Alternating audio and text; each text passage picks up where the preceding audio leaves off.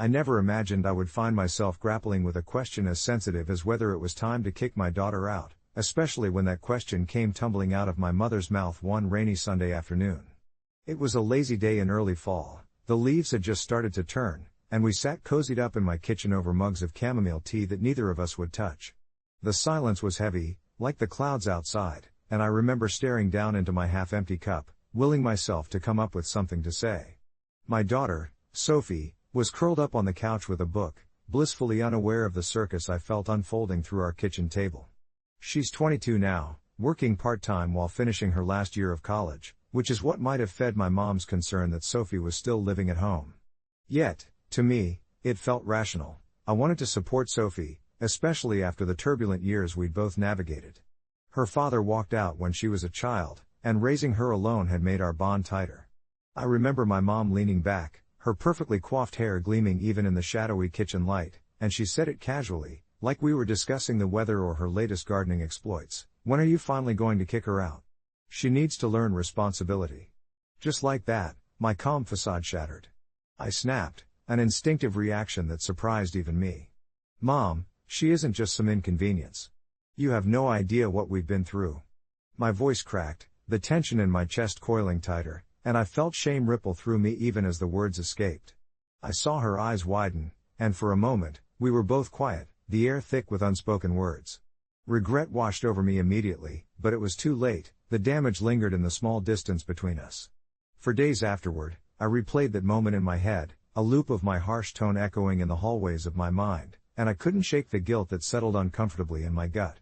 I kept reminding myself that my mother had concerns, possibly shaped by her own rigid upbringing and traditional values, but it didn't make her comments sting any less. I wondered if I was doing the right thing, coddling Sophie instead of pushing her out into a world that could be harsh and unforgiving. The days turned into weeks, and I still found myself nervously checking in with Sophie more than ever, asking if she was happy and if she felt ready to face the world on her own. Her eyes, always so bright, now carried a hint of responsivity that made my heart ache. "Mom, I appreciate everything," she'd said one evening, her voice steady. "But I don't feel ready yet." In that moment, I recognized a fear reflected back at me, a fear I felt myself creeping up on me every time I looked at my child. So, we settled into this uneasy truce, a space where I could honor her own timeline while reckoning with my need to protect her. I could hear my mother's voice spiraling into my mind, faint but constant, "She has to learn." Yet I thought of my daughter's fragile light and wondered if, perhaps, learning didn't always mean being pushed. I didn't have all the answers, but I knew this: love is not just about preparing someone to leave, sometimes it's about promoting their growth at their own pace. And as the autumn breeze drifted through the open window, carrying away the remnants of summer, I felt a whisper of hope that by holding space for Sophie, I was doing just that. I don't know if my mother will ever fully understand my choice, but I'm coming to terms with the idea that my love for my daughter doesn't fit into anyone else's prescribed timeline. Someday I'll have to navigate that conversation with her, but for now, I'm content in that microcosm of our little family, learning together. The sunlight began to fade, casting long shadows across the living room, and I found myself curled up on the couch with a half-read novel, the pages dog-eared and filled with notes. Outside, leaves crunched beneath the feet of passing neighbors, their laughter a gentle reminder that life continues to move forward, whether we're ready or not. I glanced at the clock and sighed, thinking about how every tick echoed my mother's words from the earlier conversation, poking at my mind like an annoying itch I couldn't scratch. "When are you finally going to kick her out?" Each time I replayed it, the irritation bubbled inside me anew. It wasn't that I didn't appreciate my mother's concern, she had always been practical, a voice of reason in our sometimes chaotic lives. But this was my child we were discussing, not a pet that needed housebreaking. Sophie had always been sensitive, more like me than I cared to admit, and after everything she went through, I simply couldn't bring myself to push her out into a world I had long learned could be cruel. Sure, she was 23, and yes, she'd taken a detour through college that seemed to last an eternity as she battled anxiety and depression. Watching her navigate life felt like standing on a fault line, waiting for an earthquake to swallow us both. I poured myself a cup of tea, the warmth of the mug grounding me as if it could somehow seep into the anxious pins and needles crawling beneath my skin. I couldn't shake the worry that my mother's perspective simmered beneath the surface like a threatening storm. What did she know of parenting a child with a mental health struggle? What right did she have to judge my choices when she'd hardly touched on the tempest that Sophie faced daily? I ran my fingers along the rim of the mug, thinking of the last time we had sat down together, just Sophie and me. It was a rainy afternoon, and we'd built a makeshift blanket fort in the living room, a womb of comfort in which we could finally have honest conversations, the kind that felt like whispers of the heart. I remembered how she had confided in me about her fears, her worries about finding a job, and the very real dread that she may never feel normal. The way she crinkled her nose and looked down, barely meeting my gaze, stabbed at me. I wanted so badly to tell her everything would be all right, that she would find her way, but all I could do was hold her, cocooning her in my embrace and promising to be there for as long as she needed. As I set my cup down on the table, the clinking sound echoed in the stillness, and I closed my eyes, imagining Sophie's laughter, her lopsided grin when something amused her. It was in those moments of lightness that I saw brilliance. She was creative, frightfully intelligent, and so sensitive to the nuances of life that it broke my heart every time she struggled. Who was I to impose my timeline on her? I had my own life, filled with failures and achievements alike, but those were mine, and they did not govern hers. Just as I was learning to breathe with the weight of my choices, perhaps she was carving her own path and simply needed the time to do so. And yet, the conflict festered. I thought of my conversations with friends who had children living on their own, working jobs, exploring relationships. They spoke of independence like it was a rite of passage, and sometimes I felt that familiar pang of doubt, like I was somehow failing Sophie by allowing her to stay. Their remarks, meant to uplift, often made me question my own approach. Maybe I should insist she look for jobs more seriously. Maybe I need to stop enabling her. But then I heard the sighs of exhaustion within my daughter's laughter, the cautious optimism she wore like a threadbare coat, and I couldn't shake the feeling that giving her a little more time might just be the nurturing she needed to eventually blossom. Later that evening, as a cool breeze swept through the window, I decided it was time to talk to Sophie. I found her in her room, the door slightly ajar as she hunched over her sketchbook, pencil in hand. Ignoring the instinct to tiptoe in, I knocked softly. "Hey, can we chat for a minute?" She looked up, her brown eyes widening before she nodded, setting the pencil down as she shifted on the bed, an invitation wrapped in her silence. I perched on the edge, nerves fluttering in the pit of my stomach. "I know things have felt heavy lately," I started, her gaze locked onto me, searching for reassurance. "And I want you to know it's okay to feel how you're feeling. You're allowed to take your time." I watched her expression soften, the tension in her shoulders easing as I spoke. "Your grandmother, well, she doesn't quite get it," I said with a light chuckle, and she began to smile, her laughter a balm to my worries. "But I'm not in a rush. You're not less of a person because you're figuring things out differently than others. We'll figure this out together, okay?" As she nodded, a semblance of relief washed over both of us. It felt like we had created an unspoken pact, one that said growth didn't need a deadline. I left her room feeling more at peace, allowing myself to embrace the uncertainty. As the last light of day dipped below the horizon, I realized that the journey we were on wouldn't always be easy, but we would face it side by side. Maybe in time, I'd find the words to share with my mother, maybe she would one day understand that love doesn't conform to schedules. But tonight, I was grateful just to sit with my daughter, letting the calm that settled in our little home wrap around us like a warm blanket as we navigated this unique dance together. As I settled into that familiar rhythm, the evening light fading into twilight, I could hear the gentle rustle of leaves just outside, the sound mingling with the soft notes of the piano as Sophie practiced in her room. The music floated through the hallway, a series of tentative chords punctuated by the occasional error, but there was a beauty in her struggle. She was finding her voice, even if it wasn't perfect yet, and that's all I could ever really ask for. I glanced at the clock, it was nearly dinner time, but I wasn't in a rush. Instead, I found myself feeling grateful for the stillness around us, the kind that only comes from being fully present in the moment. But then, like a sudden storm cloud on an otherwise calm day, I felt my phone buzz against the table, jolting me back to the reality of my life outside this cocoon. It was a message from Mom, a simple text that read, "When are you finally going to help her on her way?" My heart sank, and though I knew I should have been prepared for it, I felt the familiar prick of anger lodge deep within my chest. This wasn't the first time she'd broached the subject, and I could almost hear her voice laced with that familiar undertone of urgency, the kind that suggested a timeline I simply did not subscribe to. I took a deep breath, trying to parse through my emotions, the tension knotted up inside me. What was it about our relationship that continuously made love feel so conditional? Was my mother really so blind to Sophie's journey, or was she just projecting her own insecurities onto me? The clash of perspective felt unbearable at that moment. I wanted to respond, to unleash the frustration that bubbled up, but I also wanted to protect Sophie from the weight of our family dynamic spilling into what was otherwise a peaceful evening. Struggling to focus, I found my thoughts drifting back to the meals we'd shared, the laughter that sometimes danced in the air, but I still felt torn. With a small sigh, I placed my phone down without typing a reply. As if sensing my upheaval, Sophie peeked her head out of her room, her curious eyes searching for clarity. "Mom? Are you okay?" she asked, her voice cutting through my haze. I forced a smile, one that I hoped didn't betray the turmoil within. "Just a little message from Grandma," I replied, hoping to deflect. "Nothing to worry about." She nodded, but I could still see the flicker of concern in her eyes. That was the thing about Sophie, she always saw me, often better than I saw myself, and I realized I needed to be more intentional about how I engaged with my family, how I stood up for us both without spilling the dirt and leaving a mess. "Hey, wanna try a duet? I bet I can play the melody while you tackle the piano part," I suggested, eager for a distraction. Her face lit up visibly, and just like that, everything fell into place again, the music rising to fill the air, soft yet unyielding. That one simple moment reminded me we were in this together, that our journey, while disjointed, was ours. The shadows of my mother's expectations lingered, but for the rest of the evening, they faded against the backdrop of our laughter and shared melodies.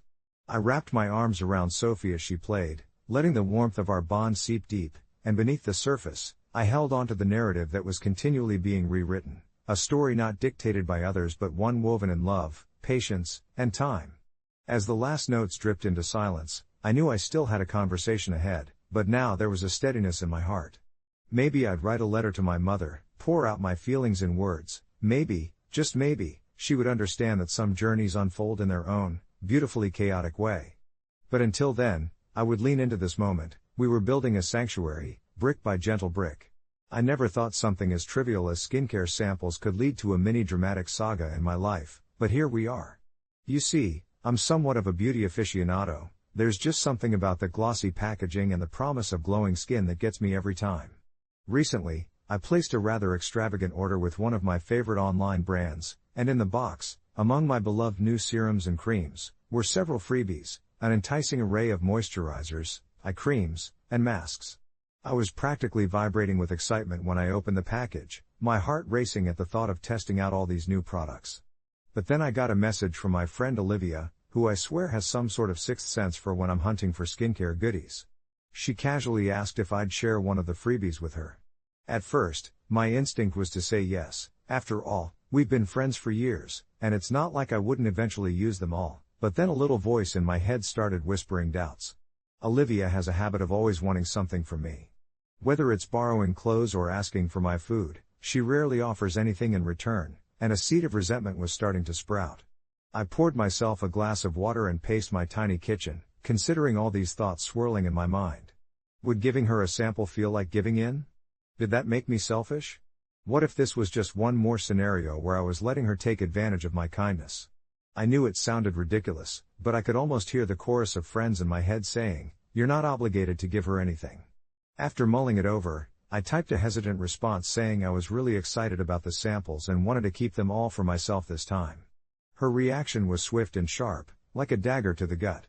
"Wow, thanks for nothing," she replied, followed by that pregnant pause of silence that spoke volumes. I could feel dread creeping in as I anticipated the fallout. Days went by in this weird in-between space where I felt nauseous about our friendship. I tried not to think about Olivia scrolling through Instagram, likely wondering if she should unfriend me. The guilt was unbearable. Even though I told myself I was in the right, it didn't feel that way at all. I'd lay in bed at night staring at the ceiling while replaying our conversations in my mind, convinced I had ruined our friendship over a trivial tube of moisturizer. When I did get a call from her a week later, my heart sank. "I'm sorry, I shouldn't have snapped at you," she said, and I could hear the sincerity lacing her tone, but part of me still felt vulnerable, hanging on the defensive. I'm ashamed to admit that I let our previous exchanges color my view. We met up for coffee, and rather than bringing it up, I tossed the tension in my back pocket, hoping it would remain there for good. Over lattes and pastries, we slowly patched things up, exchanging laughter and stories of our most ridiculous beauty blunders. Then came the moment I didn't expect, when Olivia leaned in and confessed how she had been feeling insecure about her struggle with skincare lately, always comparing herself to me like I was somehow the beauty guru supreme. That simple moment of vulnerability shifted everything for me. I realized this wasn't just about a tube of eye cream, it was about wanting to feel good enough, not just for others but for ourselves. As we packed up our things and said our goodbyes, I felt lighter, like a fog had lifted. I still didn't give her a sample, but I learned something far more valuable about compassion and friendship. Maybe I wasn't the asshole for wanting to keep a little something for myself, but I'd like to think I could open up my heart a little more, and next time, maybe instead of a sample, I could offer her a different kind of support. We all have our battles, whether they're fought with skincare products or self-esteem, and I think there's enough love to go around if we let it. Sitting on my couch later that evening, the remnants of our conversation flickered through my mind like a movie reel. The sunlight had dipped low, painting everything in shades of gold and crimson, and it was a moment that asked for reflection. I curled up in my favorite blanket, clean and soft against my skin, and I could still hear the gentle thrum of Carla's voice, the way it had wavered just slightly when she talked about her struggles. It had always been challenging for her to navigate the world of self-care, not just in terms of the products we used but in understanding that taking care of ourselves wasn't something we should feel guilty about. I had often hoped to impart that wisdom to her, but my protective instincts had kicked in, convincing me that keeping the samples I earned felt justifiable, especially when I'd put in the effort to justify the splurge. I pulled out my phone almost subconsciously, scrolling through messages and photographs until I landed on one I had saved of my latest skincare haul, beautiful products lined up, glistening in the sunlight, each promising a new layer of comfort and confidence. But the excitement had dulled a little now, more of a reminder than a trophy. Instead of rushing to put it away, I paused on the image, feeling a twinge of guilt I hadn't expected. It was easy to say I'd offered enough just by sharing my thoughts and support, but had I truly been a good friend? What about the little secrets we shared, the plans to embark on a self-care weekend together one day, a day where we'd pamper ourselves without a hitch? I closed my eyes and pictured us at my kitchen table, masks slathered on, giggling as we debated which Instagram skincare trend we should try next, our laughter echoing through the room like a bomb. The thought soothed me, propelling me to realize that friendship wasn't one-sided. Maybe I could bridge that gap of selfishness by reaching out, even in small ways. "Hey, Carla," I texted slowly, "I was just thinking about our plans for a self-care day. How about we do it this weekend? My place, your favorite snacks?" I paused, biting my lip, hesitating over the next part. I wanted to offer more than just casual companionship. I wanted her to know it was reciprocal, that her battles truly mattered to me. "And I can share some of the new products with you if you're interested. We can take a look together." As the message sent, I felt a surge of relief. I wasn't erasing my prior hesitation about sharing my samples, but rather transforming it into something more meaningful, something I could offer that wasn't just a quick fix but a long-awaited connection. It registered as a reminder: vulnerability could be a bridge, not a barrier. Moments later, my phone buzzed with a reply, and I nearly held my breath. "I'd love that. You're the best." I smiled back at the screen, warmth spreading through me. Just as I was about to climb into my own thoughts, a message popped up, filled with an array of heart emojis. My heart swelled as the reality hit me: sharing didn't always mean losing something of myself. Sometimes, it meant discovering a depth of friendship, a bond stronger than any surface mask. I thought of how I would show up for her, next time, not waiting for samples but rather, embracing moments that knitted our hearts closer.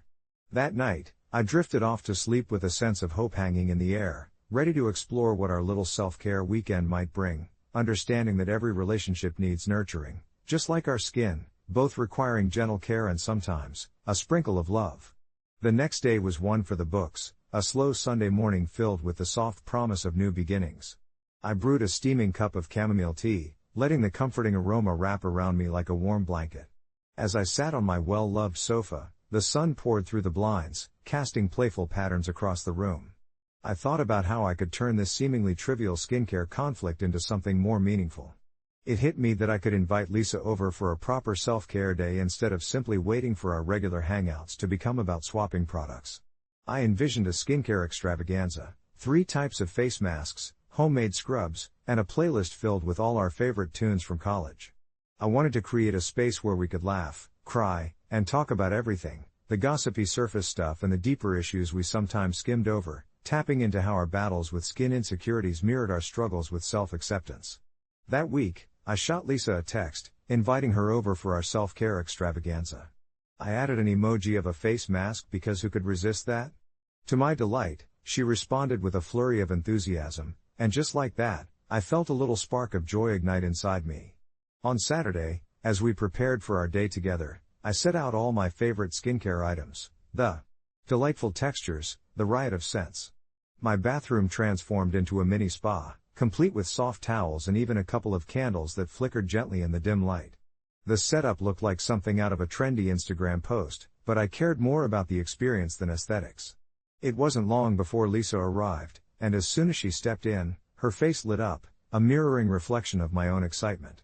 We settled onto the floor, armed with our masks and goofiness, and the laughter flowed easily, freeing us from the strains of our daily lives. We tried to put on our masks while discussing everything from work woes to the anxieties keeping her up at night. As we applied our clay masks, I encouraged her to embrace the idea of letting go of those harsh judgments we both had about ourselves. After all, as our skin dried beneath the thick layer, we joked about how ridiculously we both looked. It felt liberating to share our fears, to validate each other's struggles without judgment, just understanding. Yet as I watched her unwind, I realized how deeply vulnerable she was about her own skincare battles, how they seeped into her self-worth like ink on paper. It reminded me of my own feelings of inadequacy, the quiet moments of doubt that clung to me like shadows. More than once during our discussions, I could sense the struggle behind her laughter, that raw need for reassurance. I decided then that this was a pivotal moment. It wasn't about skincare samples anymore.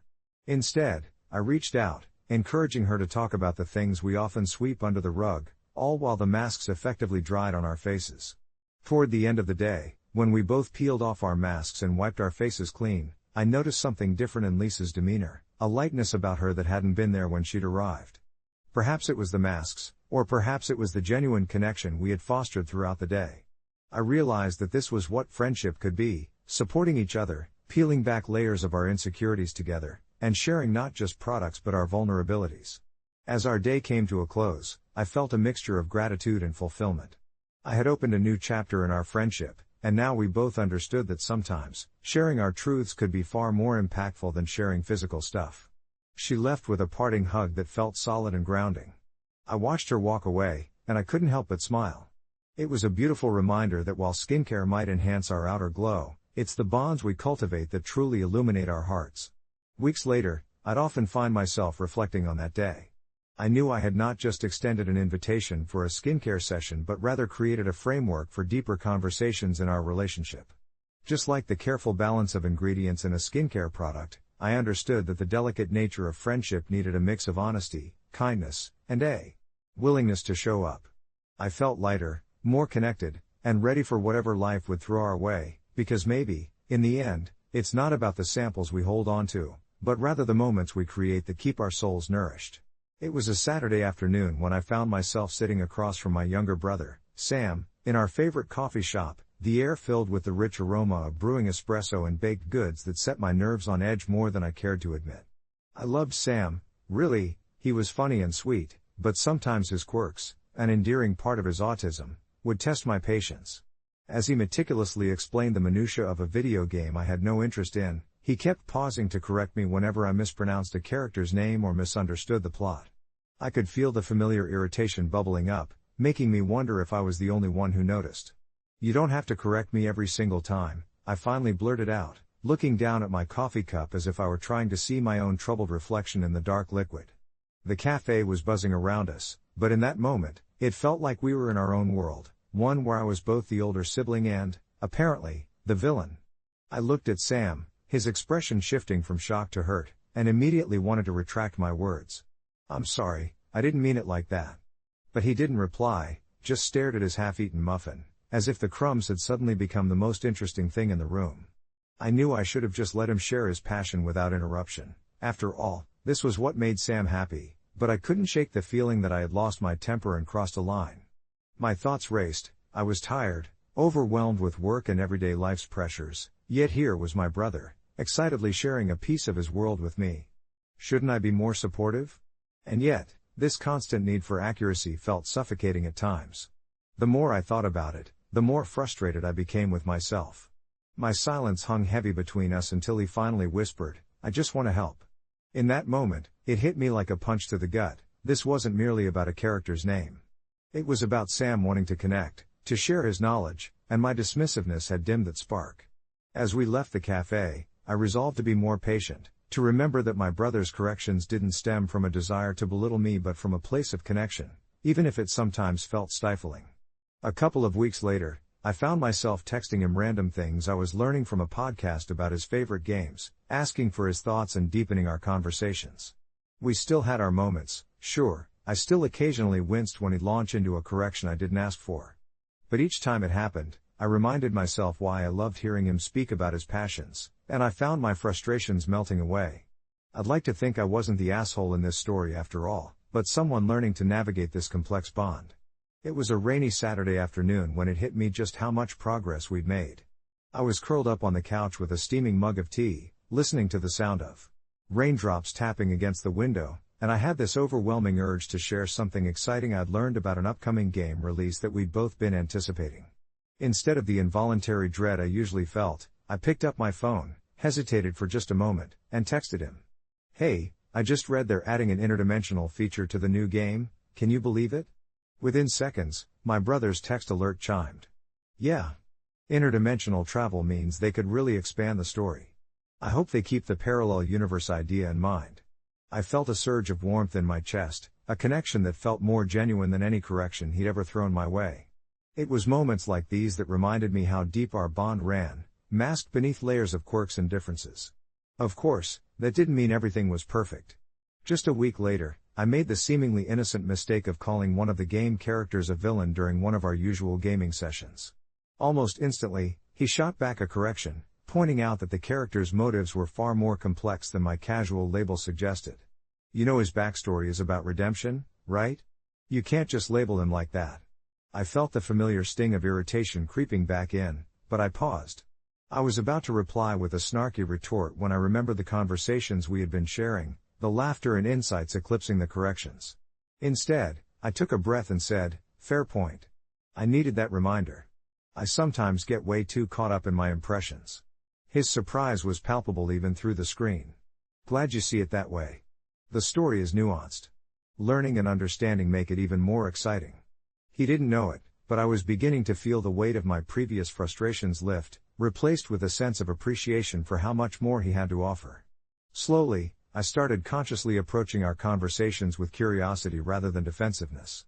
Sometimes I'd even invite his corrections, framing them as challenges rather than annoyances. It became a game of sorts. What knowledge could he share next?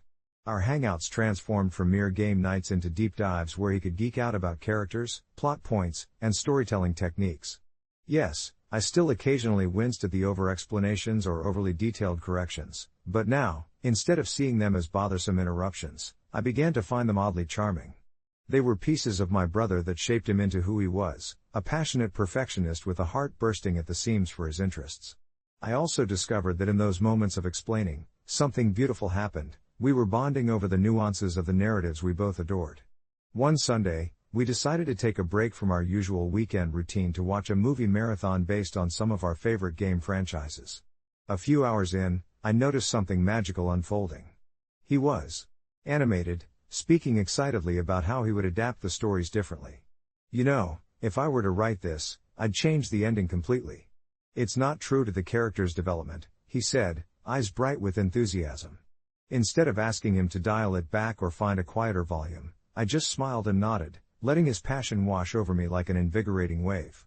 I chimed in with my own ideas, and before long, we were brainstorming a story of our own, piecing together plot lines and character arcs as if screenwriting was a game in itself.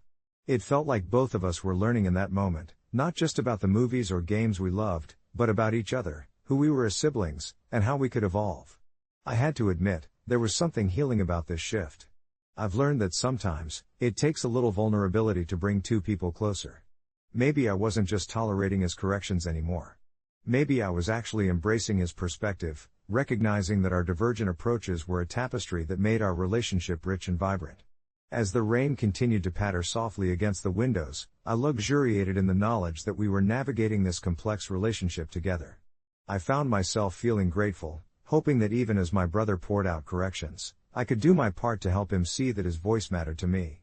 It may still get complicated sometimes, but I felt that complexity was what made our bond so beautifully unique. And maybe, just maybe, it was this all-encompassing journey through learning and understanding that turned out to be the real win. One quiet afternoon, as I perched on the edge of my bed, fully immersed in the imaginary worlds of my favorite fantasy novel, my phone buzzed insistently. It was him, of course, my brother, the ever-passionate encyclopedia of all things gaming. I felt a tingle of excitement mixed with a hint of anxiety, that familiar nod as I wondered if this text would be another innocent inquiry or a deep dive into one of his meticulous corrections. Did you know that in the lore of Arcadia, the main character actually has a hidden backstory that ties in with the prophecy? I smiled at his enthusiasm, picturing him animatedly pacing around his room while typing. Yeah, I just learned about that on a podcast. I replied, careful to convey my interest. That's when he dropped it. I'm glad you like it, but you actually missed a couple of key points. You see. And there it was, that familiar avalanche of information I hadn't asked for, cascading down like an unexpected rain shower. My first instinct was to feel that familiar frustration rising, a heat creeping up my neck. But this time something clicked inside me. Instead of letting that prickly feeling take hold, I chose to breathe, sinking deeper into the moment, feeling the vulnerability behind his enthusiasm. I wasn't just being corrected, I was witnessing his excitement and love for a topic that mattered deeply to him. Dude, I really appreciate you sharing this with me, I texted back, and I'm totally here for the details. But I also want to dive into this together, you know? I want to connect over it, not just absorb facts. There was a pause, and for a moment, I worried I might have crossed a line again. But a few moments later, my phone chimed with his reply. Okay, I can try that.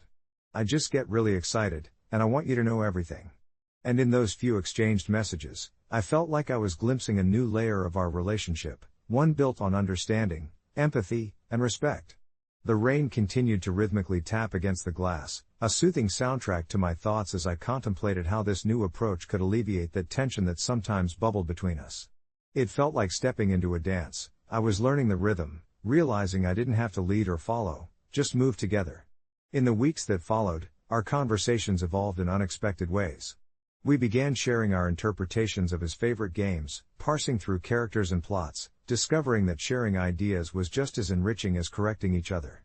One Thursday evening, we settled down for a marathon of an old game, the kind that made us both nostalgic. As I stumbled through levels and faced wily enemies, he grinned at my blunders but hesitated to correct me. Instead, he cheered me on, his encouragement washing over me like a warm breeze.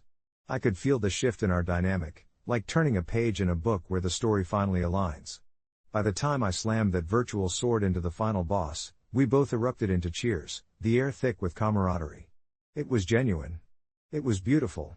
Reflecting on our journey, I realized we were two flawed yet perfectly unique characters navigating this intricate world together, learning to appreciate each other's quirks.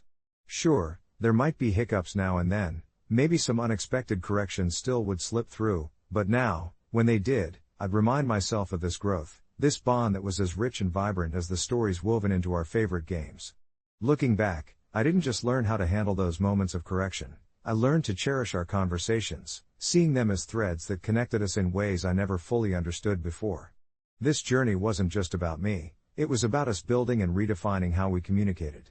And as I sank into my pillow that night, listening to the pitter-patter of the rain, I felt so much more at peace with the trials of our relationship, grateful to navigate this complex tapestry together, wondering what stories we would continue to weave as we journeyed forward. I still remember the moment everything changed, the day I sat on my bed, scrolling through Instagram, when my mom knocked on my door. The look on her face told me this wasn't going to be a simple chat about dinner or my plans for the weekend. "Can we talk?" she asked, her voice smaller than I remembered. Instinctively, I felt my heart sink, and I gestured for her to sit beside me.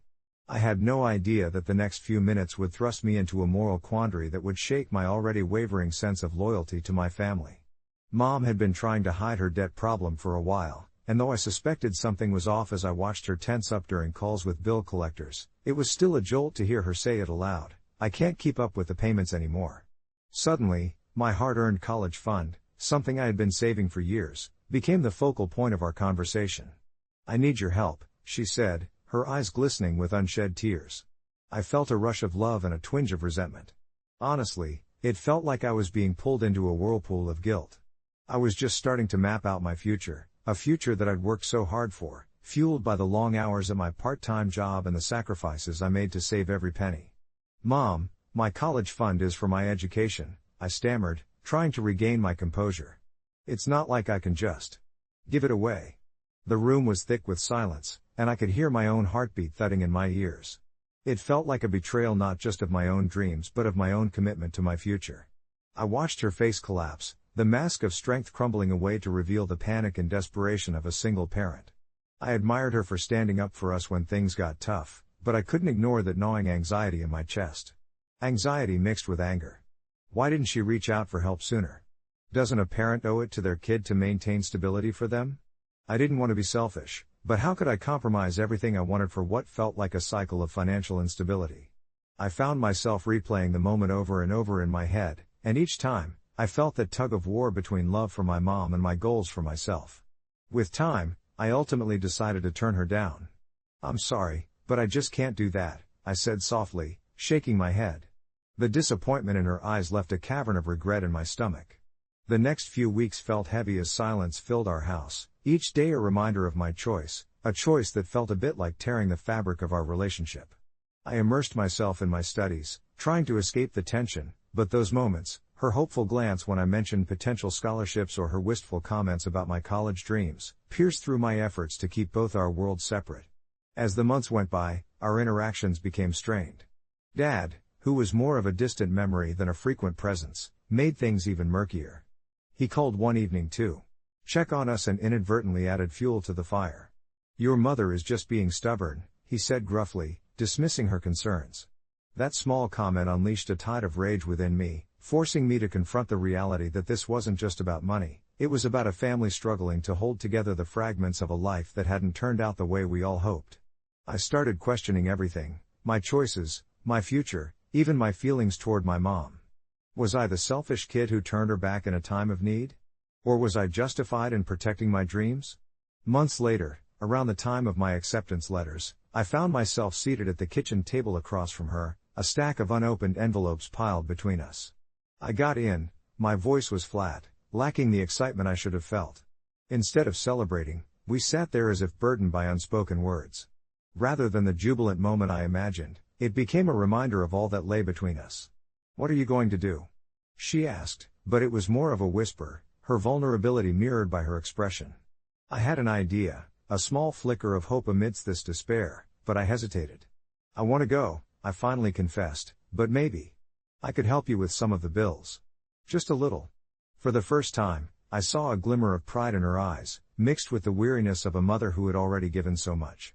It wasn't a perfect solution, and it certainly didn't fix everything, but it was a start, a bridge on the shaky ground between us. I may have refused to give up my college fund, but in that moment, I chose to stand by her in a different way.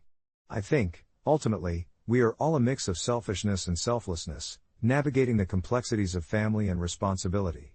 I still don't know if I was the asshole or if I made the right choice, but I hold on to the belief that love, in its strangest forms, can sometimes redefine our paths in life. As I sit here now, watching the sun dip below the horizon, I realize that this story isn't just about money or a college fund. It's about understanding that sometimes, saying no doesn't mean you don't care, it means you're trying to find a way to care for each other, even when it feels like everything is falling apart. I remember the day it happened as if it were yesterday. My phone buzzed incessantly, that annoying ringtone piercing the stillness of my afternoon. I picked it up, expecting a text from my best friend about a new series we'd been binging, but it was my mom. Just a few words at first. "Can we talk?" "Important."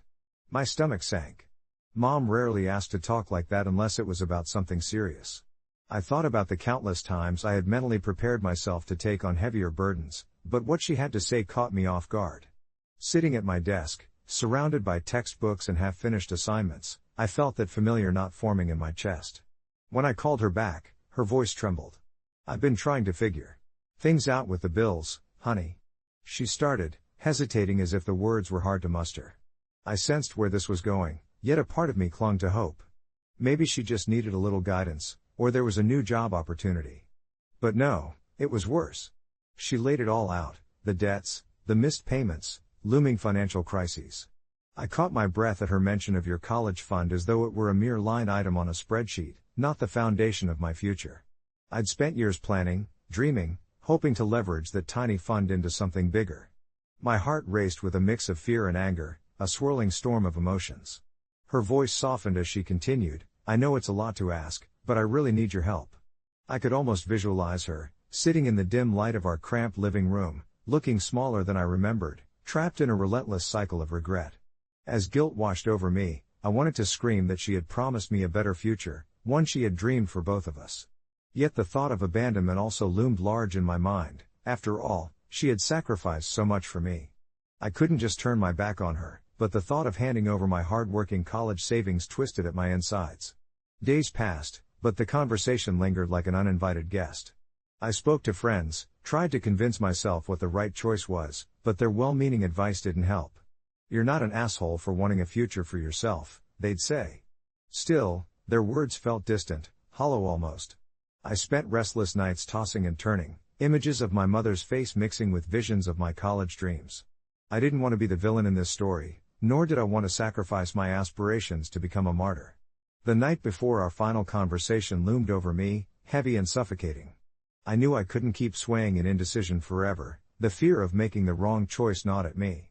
That evening, I approached her, feeling dread ripple through my body. "I can't give up my college fund, Mom. It's my future, my chance to break away from everything we've been through." Her eyes, those deep wells of emotion, held disbelief tinged with hurt, but I saw a glimpse of understanding there too. Perhaps she recognized the struggle in my heart, the battle of wanting to support her while needing to build my life. After a silence that felt like an eternity, she finally nodded. "I see. It's your choice to make, and I don't want to take that from you." I watched her retreat into her thoughts, the weight of this decision settling heavily between us, both of us unsure of how to navigate the aftermath. As I reflect now, unsure if I did the right thing, the sunset seems to echo my internal struggle, the radiant colors a reminder that endings can also be beautiful beginnings. I can't say if I'll ever shake that sense of guilt, wondering if love and sacrifice can ever truly coexist without tearing one apart. A few months later, after diligently working part-time and focusing on my classes, I noticed a change in my mother. Instead of spending sleepless nights worrying over debts, she started taking control, searching for new jobs, attending workshops, connecting with others who could elevate her career. It was slow, but I could see hope creeping back into her life.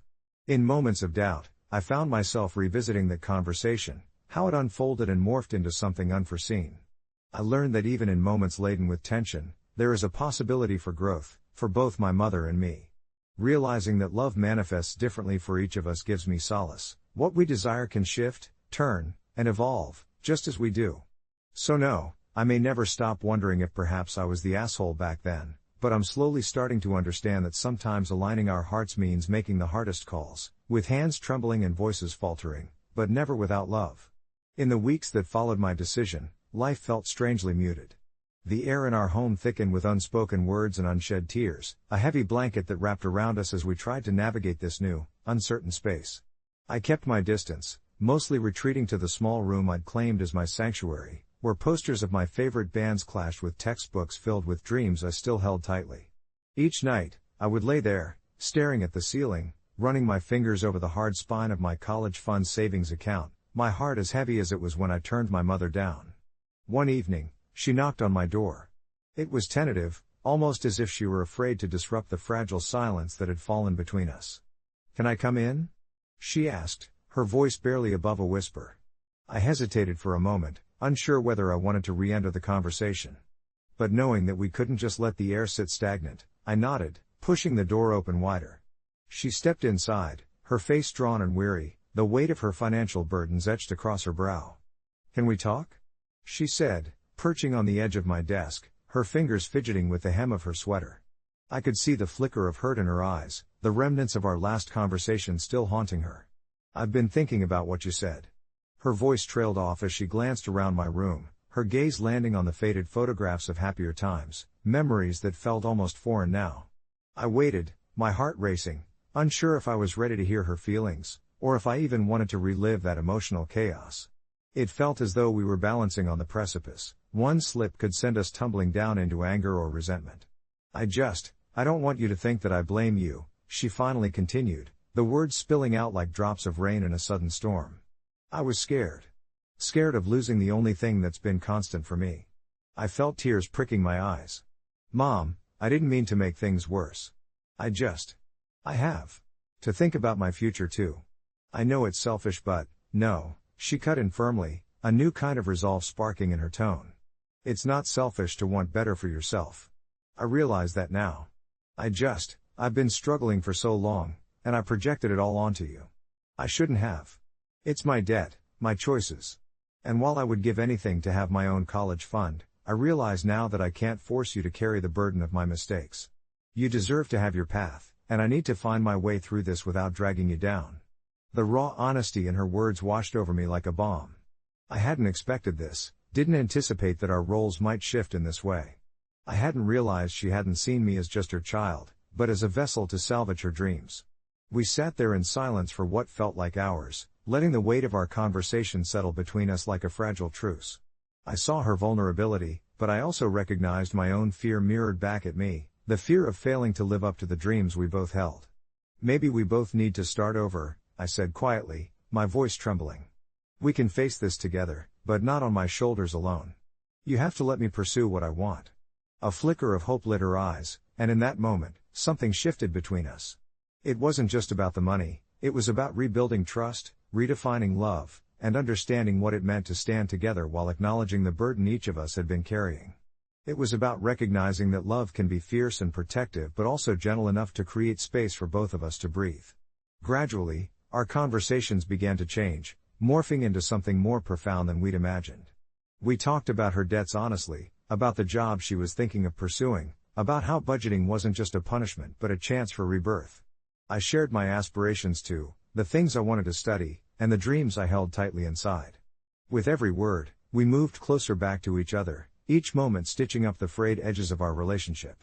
As I write this, months later, I can finally acknowledge that I never stopped wondering if I was the asshole. Perhaps I was at one point, but I was also a daughter trying to carve out her own life amid chaos. And isn't that what love asks of us? To hold both our dreams and our loved ones' dreams in the balance, even when it threatens to tear us apart? I still don't have all the answers, but every day feels like a chance to learn, to grow. I'm working on my future while watching my mother fight for hers, an unexpected team navigating the complexities of life with newfound respect. Sometimes, saying no opens the gateway to saying yes, to ourselves, and to the hope of brighter tomorrows. I never thought changing my last name would become such a complicated endeavor, but here I am, sitting in my dimly lit room, grappling with the aftermath of my impulsive decision. Growing up in a small town, my family name was more of a burden than a badge of honor. Our lineage was steeped in a history I never felt proud of. Rumors of our family's past mistakes always hung in the air like an uninvited guest. The moment I turned 18, I began to imagine what life might be like if I severed that last thread connecting me to a family whose values felt increasingly misaligned with my own. Months passed, and the thoughts lingered like a persistent whisper until one day, I finally took the plunge. I went to the courthouse and, with a mix of adrenaline and fear, filed the paperwork to change my last name to something that truly resonated with who I am, something bright, something hopeful. I chose Lark, inspired by the bird that symbolizes joy and the promise of a new beginning. This choice felt exhilarating, liberating even, but revealing this change to my family was daunting. So, I decided to keep it a secret for a little while longer, thinking I could break the news gently when the time felt right. I figured it wouldn't matter much as I'd already distanced myself from the family, only attending gatherings out of obligation. But then the family reunion rolled around, and my heart raced. As we sat around the long table, passing dishes filled with food that had always been a comfort, I felt like a ghost among them. Amid the laughter and familial banter, my cousin casually mentioned how proud he was of the family name, and I felt a sting in my chest. The room fell silent as everyone looked at me, waiting for my response, and in a moment of panic, I quietly excused myself and slipped out into the cool evening air. The conflict brewed in my mind. Was I truly an asshole for wanting to distance myself from a name that felt like a weight? Yet, the guilt gnawed at me like I had committed a crime. After a few days of more silence than I could bear, my mother reached out, concerned, of course, because that's what mothers do. She mentioned how much family meant to her and implied that my secret was like a rift forming between us. I hesitated before replying, my heart thundering as I considered confessing my change. What if they didn't understand? What if they took it personally? Fearing their judgment, I delayed my response and instead found solace in writing in my journal. Here I was, torn between the identity I wanted and the family that seemed to value tradition above all else. Days turned into weeks, and the reunion lingered in my mind, festering more doubts than answers, until one day, I noticed a family group chat buzzing with old photos, laughter, and news updates. Against my better judgment, curiosity got the better of me. I peeked in, half expecting to feel even more disconnected, but instead found myself smiling at the memories being shared. Then I saw a message pop up from my sister, talking about how much she missed me and how family is everything, even when it feels overwhelming. At that moment, I realized I could have it all, my new identity and my family. I took a deep breath and typed my confession into the group chat, heart racing. Hey, everyone. I just wanted to share something important. I changed my last name. I clicked send before I could overthink it. The response was a mix of shock, confusion, and finally, a lot of love. They asked why, and there was this wave of relief when I explained how I felt. It was a risk, but suddenly their support washed over me like a warm tide. "You're still our Lark," my brother texted, and just like that, I wasn't the outsider I had feared I'd be. Families are messy, complicated, and sometimes taken for granted, and maybe I was a bit of an asshole for not being upfront. But in the end, it turned out okay. I realized we could adapt, grow, and reshape our connections. My past didn't need to define me, it could simply be a part of who I was becoming. As I lay down that night, I felt lighter, like I had finally opened a window to let the stale air out. It was a long journey ahead to reconcile my past with my present, but the thought of finally being myself gave me a good kind of hope. As I lay there, that new sense of freedom wrapping around me like a warm blanket, I couldn't shake the feeling that I might have awakened something in my family too.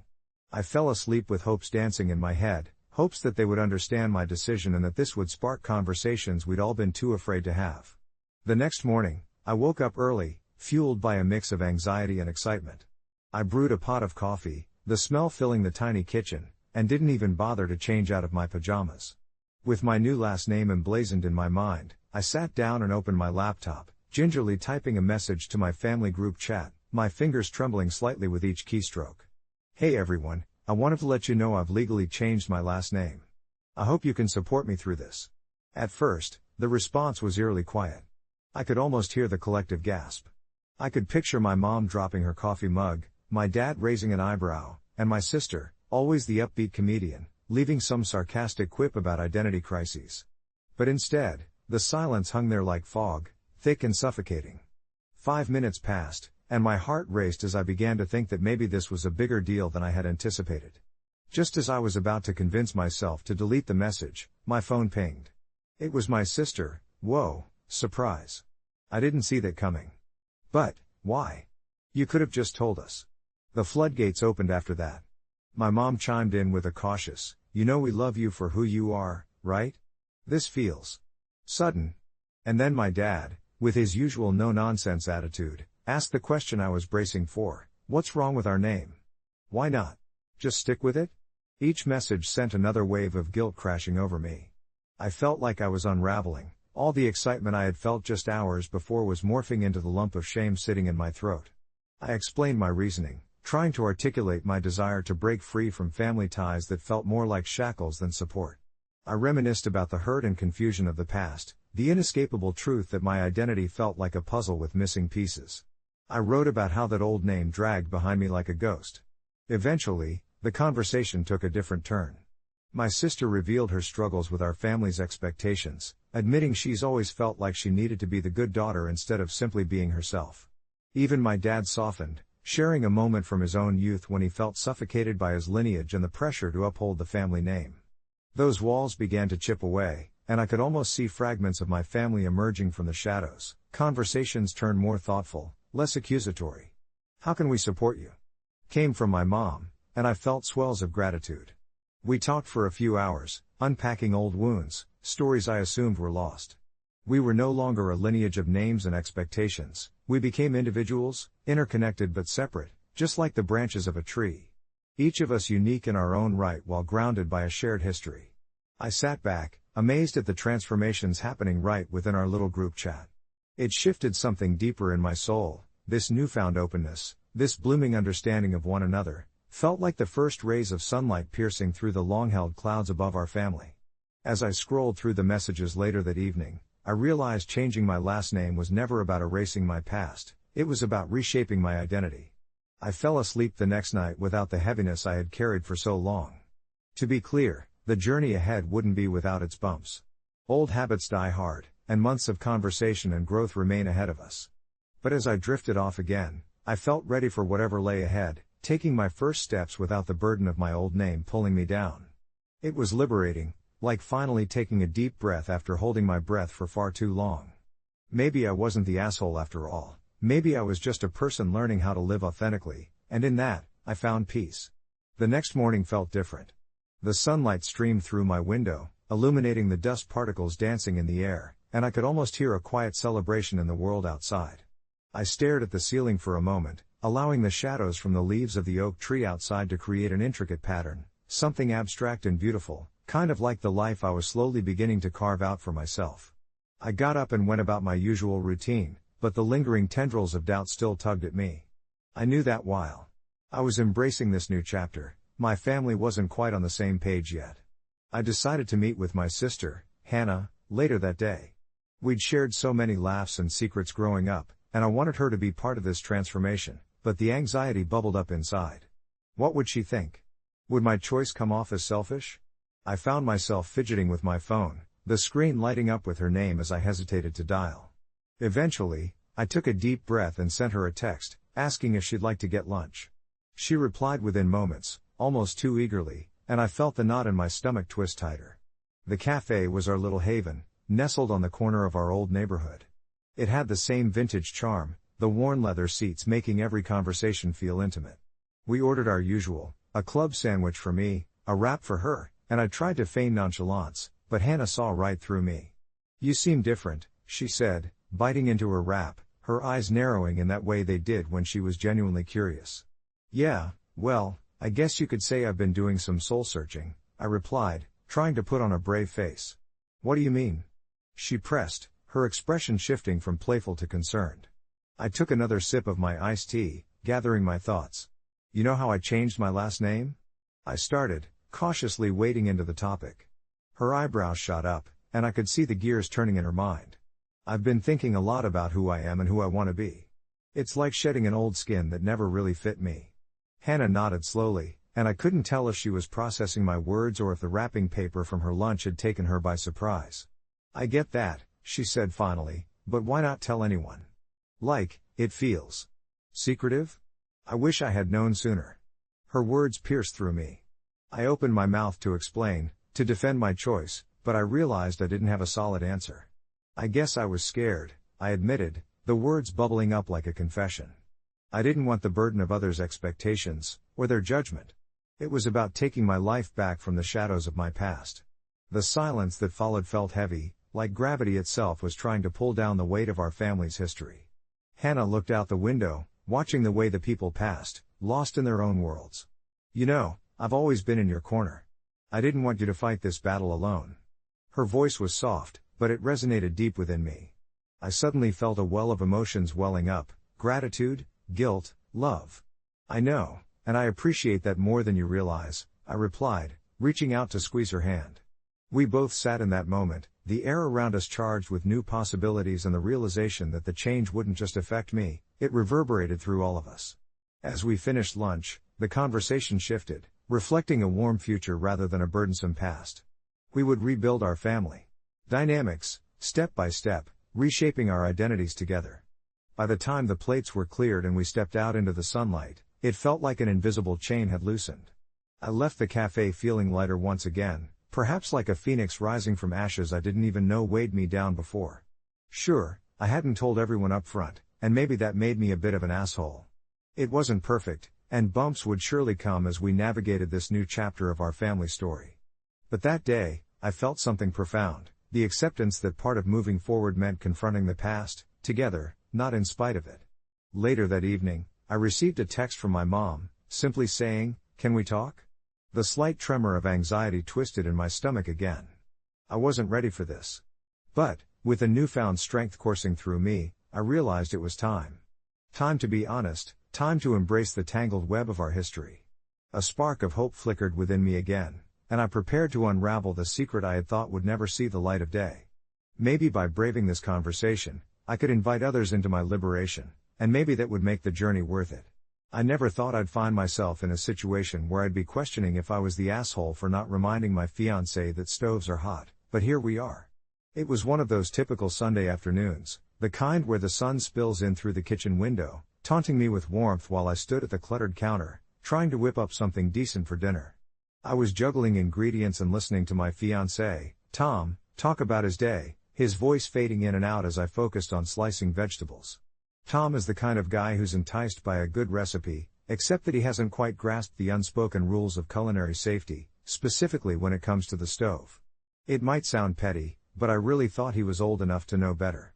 We've lived together for almost 3 years, and I've certainly burned myself enough times to have learned to be careful. I could feel the heat wafting from the burners, and as I glanced over my shoulder, I saw Tom standing too close to the stove, engrossed in a video on his phone about some gaming news. I remember thinking, he knows stoves are hot.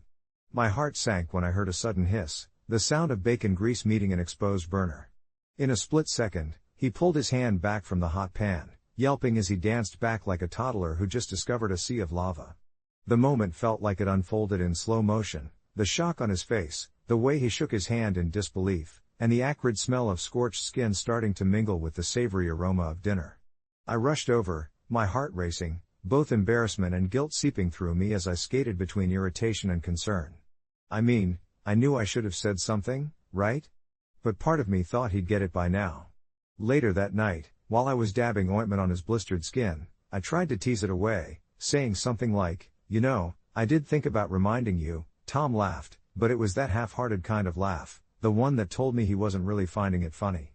"Maybe next time, you could actually remind me," he shot back, a playful spark in his eyes, but the undercurrent of annoyance was unmistakable.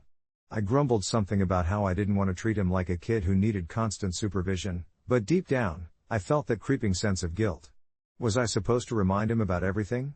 A part of me wanted him to figure it out, to learn through his own mistakes. But I couldn't shake the feeling that maybe I had failed him somehow. Getting into bed that night, I stared at the ceiling, the shadows whispering my doubts back to me. Am I the asshole for letting him learn this lesson the hard way, or should I have recognized the potential for disaster before it even happened? The thoughts spiraled in my head. I felt exhausted. Should I have coddled him, or does that just breed dependency? Days turned into weeks, and while Tom's burn healed, the tension felt unresolved. I would catch him stealing glances at the stove, then avoiding it like it was the plague. I could see he was frustrated with himself, and sometimes I wondered if I needed to provide that level of reassurance he sought. Maybe it was the kids' show we just binge-watched, but there was something unsettling about waiting for him to catch fire literally or figuratively. Eventually, I brought it up during a quiet lunch date. "You know, I didn't mean to imply I wouldn't remind you. I just thought you'd know on your own." I barely recognized the nervousness creeping into my own voice. Tom looked at me, his brow furrowed like he was struggling to figure something out. I guess I thought that too, but I still end up doing dumb stuff. It's like walking into a wall when you're distracted. His vulnerability caught me by surprise. We ended up sharing a laugh, easing the tension between us as we agreed maybe a reminder every now and then wouldn't hurt. It wasn't about being infantilized, but more about nurturing each other as we learned together. That felt like a step toward a stronger partnership, and as we cleaned up those last few moments together, I realized it wasn't about who was right or wrong, it was about how we navigated through those moments as one. So, was I the asshole? Maybe, but we had each owned our share of the lesson, and in the end, we grew a little closer because of it. As I washed the last pot, the warmth of those shared moments lingered in the air like the scent of garlic and thyme we'd used in our dinner. The lessons from the evening, those little nudges toward a deeper understanding, felt more sacred than the burned skin that would heal in time. I glanced over at Alex, carefully drying the plates, his brow furrowed in concentration.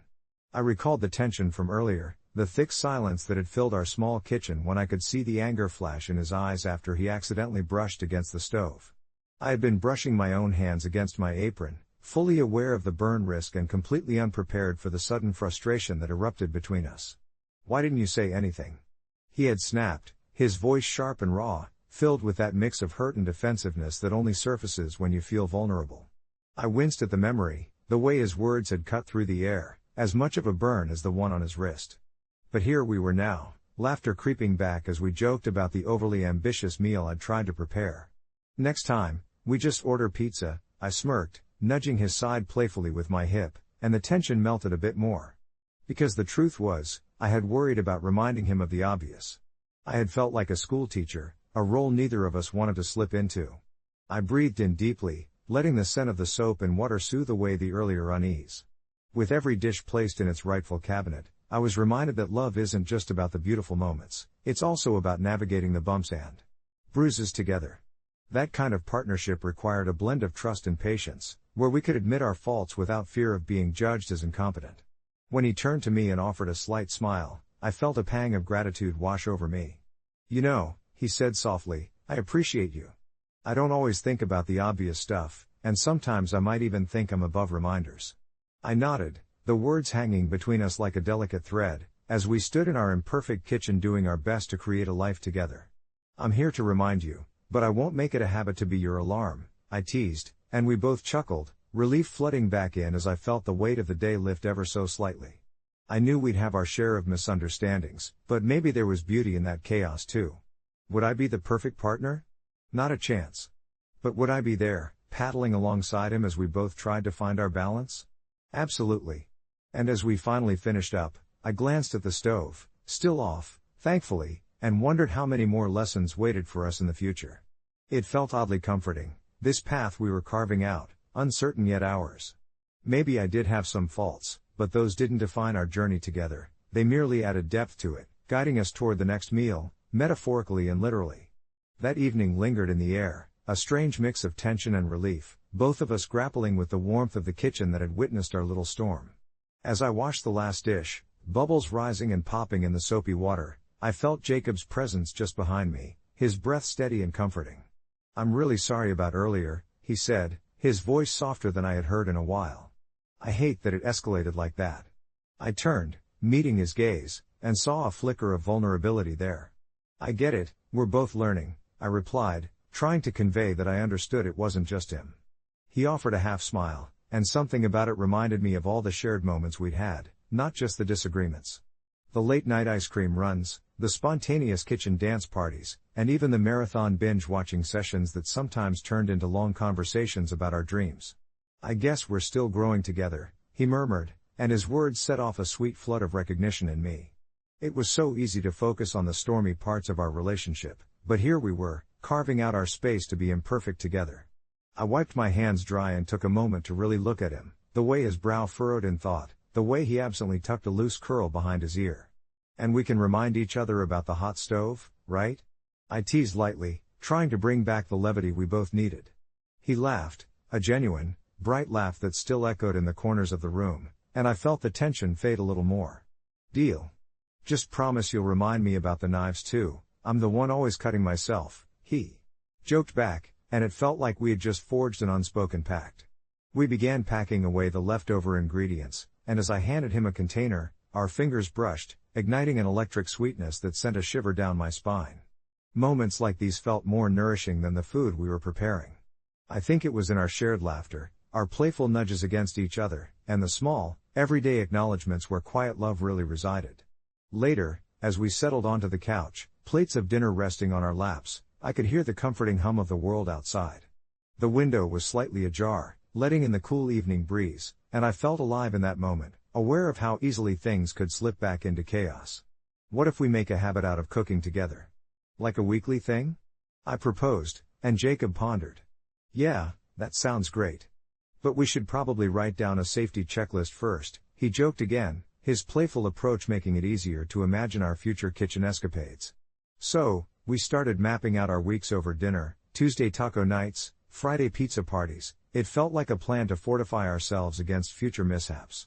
All the while, I noticed the way his excitement bubbled through, and I couldn't help but smile at how far we'd come in just that one day.